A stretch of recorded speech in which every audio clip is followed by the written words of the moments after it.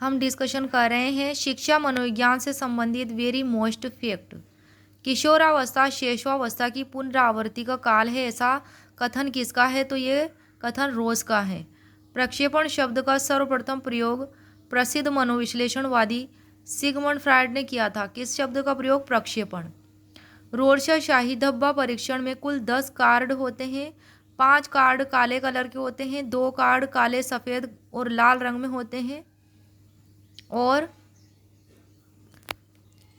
3 card कई रंगों के शाही के धब्बों में रंगे होते हैं।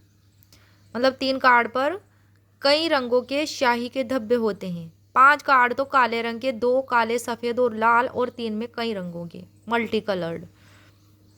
नेक्स्ट है प्रासंगिक अंतर्बोध परीक्षण यानी कि थीमेटिक एपरसेप्शन टेस्ट, TAT। इसकी रचना CD मॉर्गन और HA मुरे ने की थी। इस परीक्षण में 30 चित्रों का प्रयोग किया जाता है। कितना किया जाता है? TAT में 30 चित्रों का। 10 चित्र पुरुषों के लिए, 10 चित्र स्त्रियों के लिए और 10 चित्र दोनों के लिए होते हैं। यह परीक्षण जो है TAT 14 वर्ष की आयु से अधिक बालक बालिकाओं के लिए विशेष उपयोगी है। कौन से वर्ष के? 14 वर्ष से अपर। नेक्स्ट है बाल प्रसंगात्मक परीक्षण, चिल्ड्रन एपरसेप्शन टेस्ट यानी कि CAT। ये तो हम देख रहे थे TAT थीमेटिक एपरसेप्शन टेस्ट, और ये देख रहे हैं हम CAT चिल्ड्रन एपरसेप्शन टेस्ट। ये जो परीक्षण है बाल प्रसंगात्मक परीक्षण, ये 3 से 10 वर्ष की आयु के बालकों के व्यक्तित्व का मापन करने हेतु होता है, जिसको लियोपोल्ड बेलाक ने इसकी जो है स्थापना की थी, खोज की थी या रचना की थी। किसकी? बाल प्रसंगात्मक परीक्षण की किसने की थी?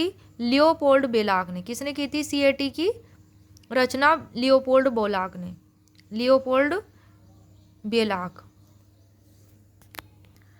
1948 में की थी। 10 चित्रों पर जानवर बने होते हैं। इसमें 10 चित्र होते हैं जिन पर जानवर बने होते हैं। नेक्स्ट है वाक्य कहानी पूर्ति परीक्षण। इसका विकास किसने किया था? पाइन और टेंडलर ने। पाइन और टेंडलर जो है इसके संस्थापक हैं वाक्य कहानी पूर्ति परीक्षण के। इसके रचनाकार कौन है? पाइन और टेंडलर। 1930 में की थी ये वाक्य पूर्ति परीक्षण या कहानी पूर्ति परीक्षण की जो रचना की थी 1930 में की थी पाइन और टेंडलर ने। इस विधि द्वारा कुछ अधूरे वाक्यों को शीघ्र पूरा करने के लिए दिया जाता है। नेक्स्ट है बुद्धि अमूर्त विचारों के बारे में सोचने की योग्यता है। यह कथन किसका है? टर्मन का है। किसने कहा? बुद्धि सीखने की योग्यता है, बकिंगम ने कहा। बुद्धि के प्रतिदर्श सिद्धांत का प्रतिपादक थॉमसन। मानसिक आयु का विचार सर्वप्रथम दिया था बीने ने दिया था और ये फ्रांस के निवासी थे। अशाब्दिक सामूहिक परीक्षण कहलाता है आर्मी बीटा परीक्षण। बुद्धि का पदानुक्रमिक सिद्धांत का निर्माण किया बर्ट और बर्नन ने। बुद्धि लब्धि यानी कि IQ शब्द का उपयोग सर्वप्रथम किया टर्मन ने किया। बुद्धि लब्धि का वर्गीकरण भी टर्मन ने किया। अल्फ्रेड बी ने बुद्धि परीक्षणों का जन्मदाता कहलाता है। सृजनात्मकता के मापन का प्रमुख प्रयास गिलफोर्ड ने किया था।